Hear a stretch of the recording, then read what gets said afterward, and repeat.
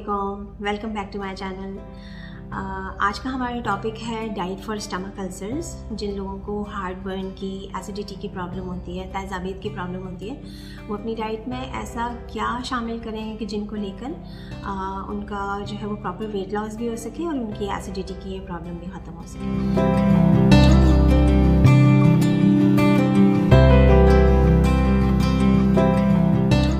Acidity के अलावा जो है वो आपको क्या क्या प्रॉब्लम हो सकती हैं। जिनको स्टमक अल्सर्स होते हैं उनको हिकअप्स की शिकायत होती हैं, बर्प्स की होती हैं, जो गैसेस क्योंकि आपके स्टमक में बनना शुरू हो जाती हैं और आपको खाना निगलने में, स्वॉलो करने में ज़रा थोड़ी सी प्रॉब्लम हो रही होती है। और सोर थ्रोट भी हो सकता है, वॉमिटिंग जैसी फीलिंग भी हो सकती है। और समटाइम्स आपको यहाँ पे थोड़ा सा ऐसी फीलिंग आती है कि थोड़ा सा जैसे अनकम्फर्टेबल सी, जैसे कोई लम्प हो, तो ये डिस्कम्फर्ट होता है उन लोगों को। और ब्लोटिंग हो जाती है, जो टाइटनेस आपको फील होती है एब्डोमेन एरिया पे। ये सब क्यों होता है? ये भी एक लाइफस्टाइल डिजीज़ है। जिनका अनहेल्दी लाइफस्टाइल है, जिनकी अनहेल्दी डाइटरी हैबिट्स हैं, या जो अपने पोर्शन कंट्रोल का ख्याल नहीं रखते हैं, ज़्यादा एक ही वक्त में ज़्यादा खाना खा लेना और खाना खाने के बाद फ़ौरन से जो है वो सो जाना, वाटर इनटेक अपनी प्रॉपर ना लेना और लेट डिनर्स करना। तो उसमें भी ये होता है कि जब आप बहुत देर से रात का खाना खाते हैं तो वो डाइजेस्ट ही नहीं हो पाता। आपका जो वो डाइजेस्टिव सिस्टम होता है, आपका मेटाबॉलिज्म होता है, वो स्लो हो चुका होता है, तो वो खाना बहुत देर तक स्टमक में रहता है और वो ये सारी प्रॉब्लम क्रिएट करता है। और जिन लोगों को स्ट्रेस होता है वो भी इस प्रॉब्लम का शिकार होते हैं। जो सिगरेट स्मोकिंग करते हैं उनके साथ भी ये प्रॉब्लम होती है। अच्छा जी, होता क्या है ये मेडिकली, मैं आपको ज़रा थोड़ा सा एक्सप्लेन कर देती हूँ कि जो भी हम खाना खाते हैं, आपकी खाने की खुराक की नाली होती है जिसे एसोफेगस कहते हैं, वो जाके आपके स्टमक से अटैच होती है। जब स्टमक से अटैच होती है तो उस जगह पर एक रिंग होता है, एक वाल्व होता है, जहाँ पर जिससे जो है वो एसोफेगस से स्टमक में जो है वो फूड आइटम्स जाते हैं और वहाँ पर ऑलरेडी एसिड्स होते हैं और वो फूड आइटम्स एसिड्स में जो है वो मिक्स होते हैं, पेरिस्टाल्टिक मूवमेंट होती है स्टमक में और आपका खाना हजम होता है। प्रॉब्लम कब होती है? जब आप अनहेल्दी डाइट लेते हैं। अनहेल्दी डाइट में जो डाइट हमें अवॉइड करनी चाहिए एसिडिटी के पेशेंट्स को, उसमें आपका जो है वो फास्ट फूड आ जाता है, आपका फैटी फूड आ जाता है, जिसमें आपके चिप्स, फ्रेंच फ्राइज़ और sauces, caffeinated beverages, T, coffee का ज़्यादा इस्तेमाल, चॉकलेट का ज़्यादा इस्तेमाल, या फिर समटाइम्स जो सिट्रस फ्रूट्स होते हैं, जिनको एसिडिटी की प्रॉब्लम होती है उनको चाहिए कि वो थोड़ा सा अवॉइड करें। सिट्रस फ्रूट्स में आपके जो है वो ऑरेंजेस आ जाते हैं, लेमन और ग्रेप फ्रूट और टमाटोज़। तो ये तो कोशिश करें कि एम्प्टी स्टमक तो बिल्कुल भी ना लें और वैसे भी थोड़ा सा अवॉइड करें, क्योंकि इनके अंदर एसिटिक एसिड होता है और ये स्टमक में जाके जो है वो एसिडिटी को और बहुत ज़्यादा बढ़ा देते हैं। तो जो सिगरेट स्मोकर्स हैं उनको भी ये प्रॉब्लम बहुत ज़्यादा होती है। तो ये सारी वो चीज़ें हैं जो कि आपको अवॉइड करनी है जब आपको एसिडिटी की प्रॉब्लम है। ये सब चीज़ें नहीं लेनी।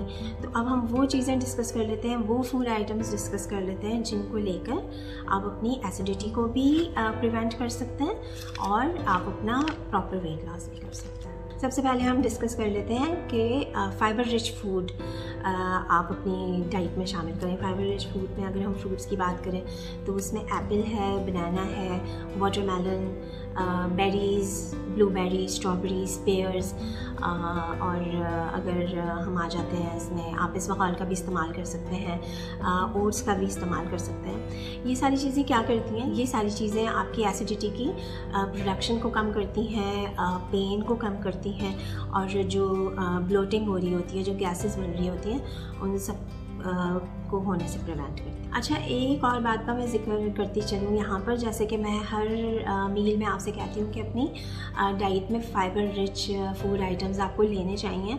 अगर हम शुरू से ही अपनी ग़िज़ा में ये सारी चीज़ें शामिल रखेंगे तो ये प्रॉब्लम होती ही नहीं है। ये इस प्रॉब्लम को, एसिडिटी की प्रॉब्लम को जो है वो प्रिवेंट करती हैं फाइबर रिच फूड। तो आप शुरू से कोशिश करें कि आप अपने डाइट में फाइबर रिच फूड आइटम्स का इस्तेमाल रखें। सेकंड नंबर पे आपका आ जाता है योगर्ट। योगर्ट जो होता है वो भी आप अपनी डाइट में शामिल करें। लो फैट योगर्ट लें क्योंकि इसका बहुत सूदिंग इफ़ेक्ट होता है स्टमक पे, डाइजेस्टिव सिस्टम पे। इसमें प्रोबायोटिक्स होते हैं, गुड बैक्टीरियाज होते हैं जो कि आपके बैड बैक्टीरियाज को, जो हार्मफुल बैक्टीरिया होते हैं आपके डाइजेस्टिव सिस्टम के, वो उसको डिस्ट्रॉय करते हैं और आपकी जो गट को हेल्दी बनाते हैं। विटामिन ए रिच फूड हमें लेने चाहिए, ऐसे फूड आइटम्स जिनमें विटामिन ए की क्वांटिटी बहुत ज़्यादा होती है। इसमें ये होता है कि ये एक म्यूकस प्रोडक्शन करते हैं आपके डाइजेस्टिव सिस्टम पे, जिसकी वजह से वो एक प्रोटेक्टिंग लेयर आ जाती है और वो अल्सर्स होने से प्रिवेंट करती है ये लाइनिंग।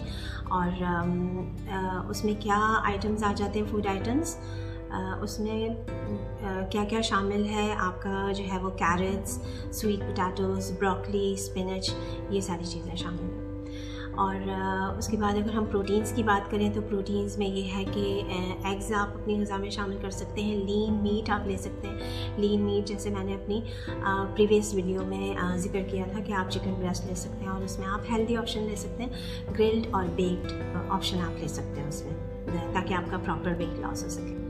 इस्पगॉल भी आप अपनी डाइट में शामिल कर सकते हैं। चिया सीड्स भी ले सकते हैं आप, फ्लैक्स सीड्स भी ले सकते हैं। तो ये सारी चीज़ें हैं जिनको आप अपनी डाइट में शामिल करके इस एसिडिटी को भी आप जो है वो प्रिवेंट कर सकते हैं और अपना प्रॉपर वेट लॉस भी कर सकते हैं। एक सबसे बड़ा रीज़न ये भी है मेडिकेशंस में ये है कि अगर आप पेन किलर्स लेते हैं, कुछ लोग अननेसेसरीली भी सेल्फ मेडिकेशन करते हैं। पेन किलर्स बहुत ज़्यादा, थोड़ा सा भी कहीं दर्द हुआ तो वो पैराडॉल्स और ब्रूफेंस का बहुत ज़्यादा इस्तेमाल करते हैं। उनकी वजह से भी एसिडिटी की प्रॉब्लम बहुत ज़्यादा हो सकती है।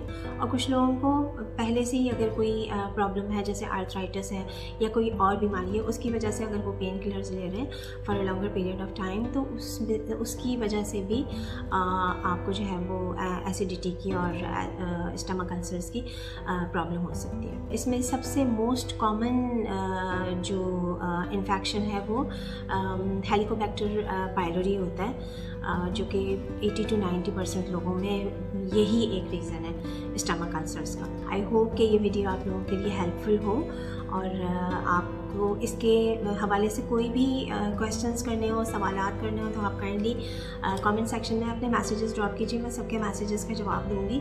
और आप लोग बहुत अच्छे मैसेजेस करते हैं, बहुत दुआएं देते हैं, थैंक यू सो मच।